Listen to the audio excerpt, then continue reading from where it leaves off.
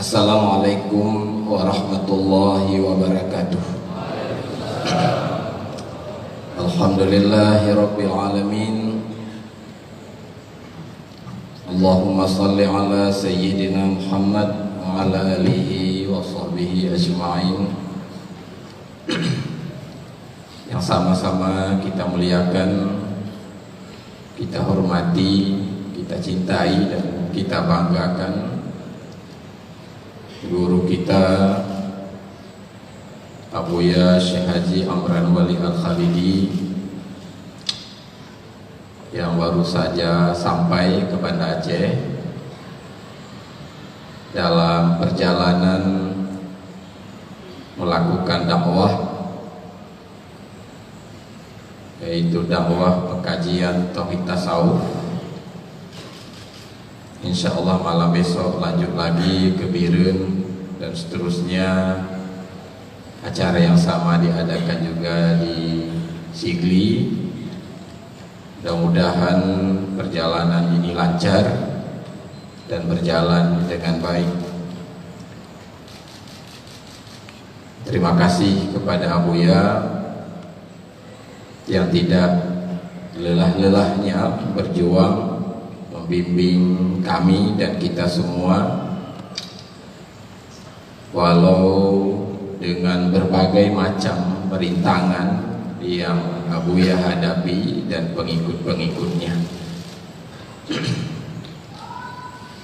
Di antara rintangan dituduh tidak lagi bersyariat dengan syariat Nabi oleh tengku-tengku di Aceh.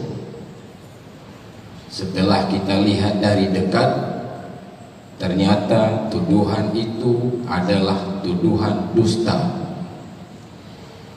Dituduh tidak lagi berpegang kepada akidah Ahlus Sunnah wal Jamaah. Juga ini tuduhan yang dusta. Dituduh juga tidak lagi membaca kitab-kitab fikih. Ternyata hingga hari ini di pesantren Abuya masih dibaca kitab-kitab fikih sama dengan kitab-kitab fikih di pesantren-pesantren yang lain. Tuduhan itu pun juga salah alamatnya. Malah ada ulama Aceh menuduh Abuya menyesatkan orang-orang awam. Saya sudah 10 tahun bersama, satu orang pun hingga malam ini saya belum melihat ada orang sesat gara-gara Abuya.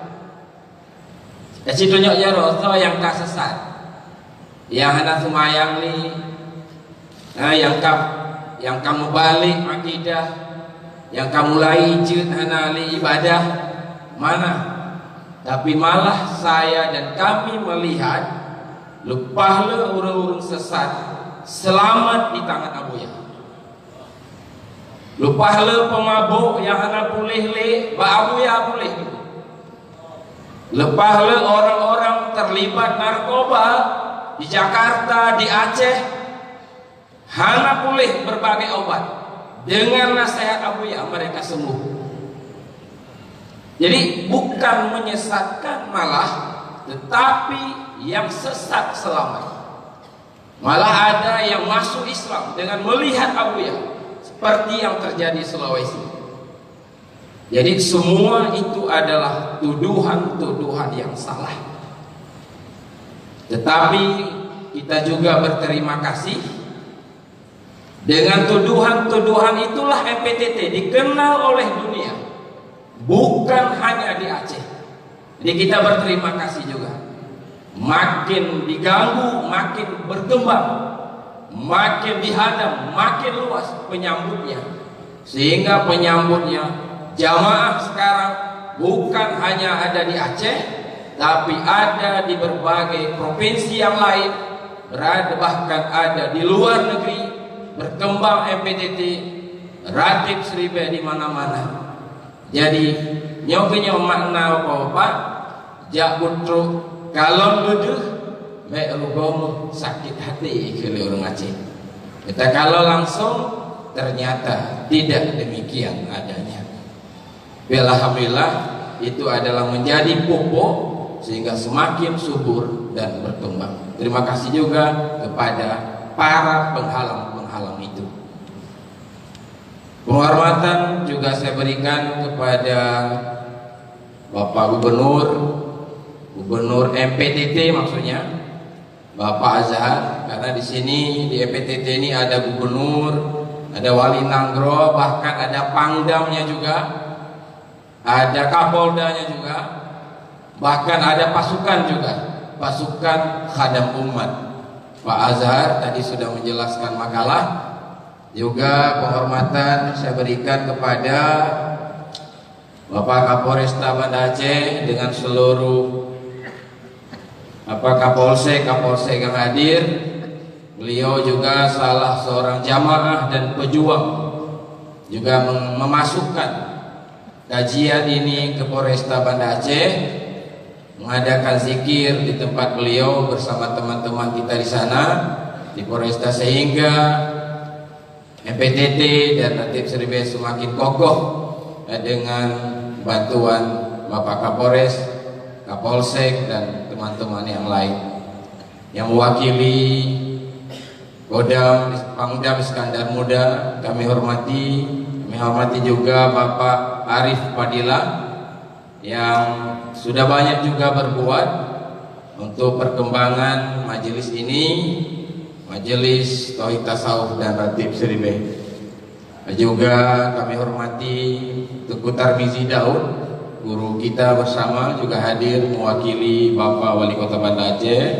Beliau juga Kepala Dinas Badan Daya Kota Banda Aceh, Ketua Ratib Seribe Indonesia, Ketua MPTTI Indonesia Abi Sahal Tastari, juga para alim ulama, Abu Kamaruzzaman juga hadir, Walid Adnan juga hadir bersama kita, Abu Yusri, Abu Fauzan dan lain-lain, dan seluruh para wali Nanggro, baik yang berada di tingkatan kabupaten, kecamatan dan kampung-kampung, seluruh ketua-ketua Ratib Seribe yang ada di berbagai kecamatan dan kampung-kampung yang juga hadir, semua juga jamaah yang hadir dari luar Kota Banda Aceh, luar biasa. Kami sangat berterima kasih dari Takengon, dari Birun, dari Pidi, dari Aceh Selatan, Abdia, Aceh Jaya juga hadir dengan ketua-ketua rombongan atau wali-wali Nanggro-nya. Juga terima kasih dan penghormatan kepada seluruh jamaah yang tidak dapat kami sebut namanya satu persatu. Alhamdulillah kita dapat hadir ya untuk mengikuti kajian yang disampaikan oleh Abuya. Malam ini pembukaan sebetulnya setelah Ramadan. Abuya datang ke Banda Aceh, nanti bulan depan dan seterusnya setiap bulan ada ya diadakan kajian langsung disampaikan oleh Abuya di Masjid Tuha oleh Karing dan di berbagai tempat-tempat yang diadakan oleh panitia. Jadi mudah-mudahan Bapak Ibu untuk seperti dikatakan tadi oleh Bapak Kapolres, tidak cukup sekali ini saja, tapi kita harus mengikuti dengan rutin ya, supaya kita lebih paham apa sebetulnya yang disampaikan, apakah benar. Dengan mengikuti ini kita bingung, sehingga banyak orang yang tidak mau bergabung karena takut, kan? Karena dibegat kon makanan tanya, makanan soci itu, kan?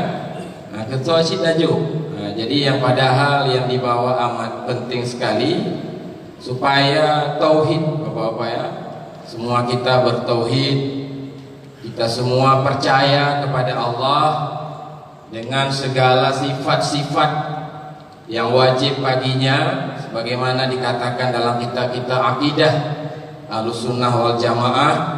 Kita percaya dengan segala sifat yang mustahil padanya, semua kita beriman. Hanya saja Iman kebanyakan kita bapak-bapak, iman ilmu, iman sebatas kita percaya saja adanya Allah itu.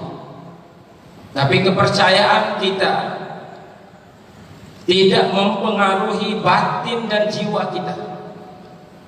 Sehingga sebagaimana dikatakan dalam kitab-kitab tasawuf, walau beriman, walau percaya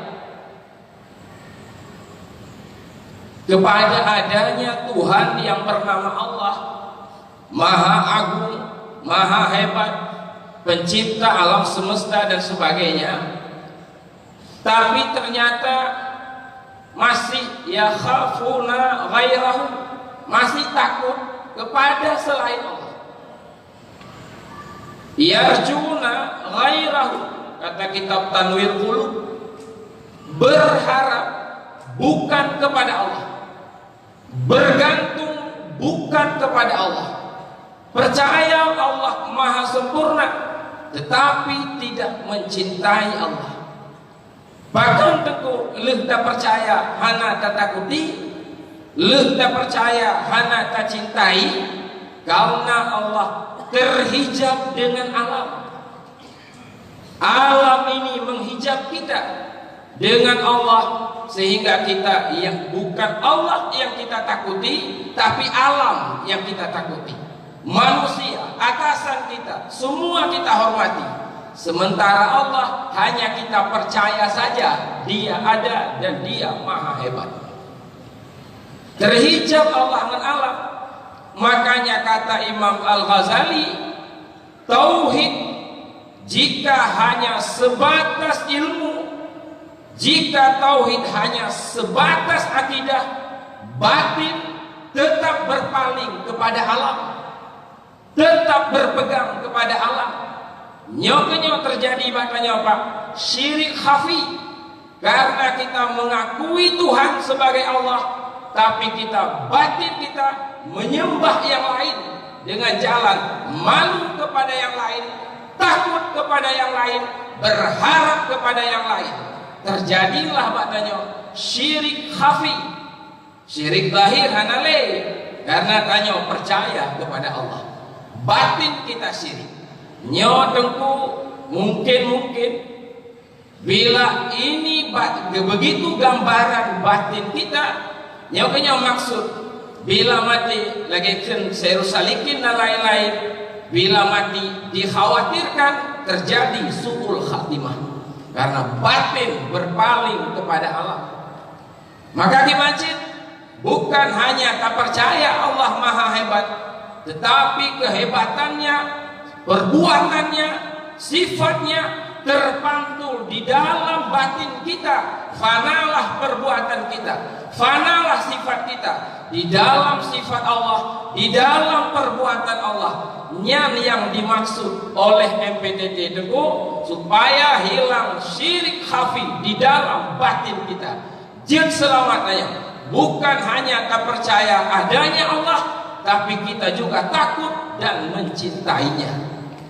Dan ini tidak dibahas. Yang tauhid wateka lagi yang itu geken hakikat. Nyoknya makna wajib bersyariat, wajib berhakikat.